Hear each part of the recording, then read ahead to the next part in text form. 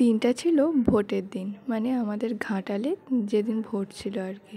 আরে হ্যাঁ, কমেন্ট করে বলতে হবে না যে ভোট তো চলে গেছে, ভোটের রেজাল্টও বেরিয়ে গেছে, তাহলে আবার কিসের ভোট। তো যাই হোক, ভোটের দিন ভিডিওটা শ্যুট তো করেছিলাম, কিন্তু ভয়েস দিয়ে উঠতে পারিনি। তো আজকে যাই হোক ভয়েস দিতে পেরেছি ব্যস্ততা কাটিয়ে। তো ফটাফট রেডি হয়ে বেরিয়েছিলাম ভোটের দিকে যাব বলে। যদিও আমার বাড়ি থেকে না ভোটের যেখানে সিট পড়েছে আর কি, সেখানে ওই 10-12 পাড়ার মতন যেতে হয়।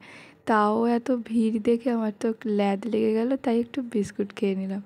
তো দেখো, তোমাদেরকে ডিস্টেন্সটা দেখালাম, যদিও তোমরা কিছুই বুঝতে পারলে না। তো তারপর 11টার দিকে ফাইনালি রেডি হয়ে গিয়েছিলাম ভোট দিতে। আর অনেকটা বেলা যখন হচ্ছিলো তখন আরও ভিড় বাড়ছিল, তাই জন্য চলে গিয়েছিলাম। তারপর একটু লাইনে দাঁড়ালাম, যেহেতু ফোন অ্যালাউ নেই, তো ফোনটা এখানেই শ্যুট করে প্যান্টে রেখে দিয়েছিলাম লুকিয়ে। যাই হোক, এখন ভোট দিয়ে বাড়ি ফিরে পালা। বাড়িও চলে এসেছিলাম। তারপরে দুপুরে খাওয়া দাওয়া করে একটু ঘুমিয়ে পড়েছিলাম। আর হ্যাঁ, আমার মুখটা প্লিজ ইগনোর করে যাও, কারণ চোখ মুখ ফুলে গেছে, এতটাই ঘুমিয়েছি।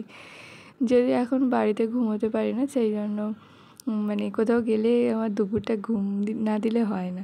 তো একটু মন খারাপ করছিল সব দিনেরই, আগের ভিডিওতে তোমরা দেখেইছো।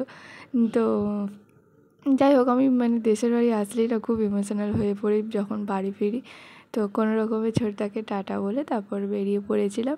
আর একটু মজাও হচ্ছিলো, কারণ আবার অনেক দিন পর মায়ের সাথে দেখা হবে, যদিও এখন মাকে সবসময় পাই না।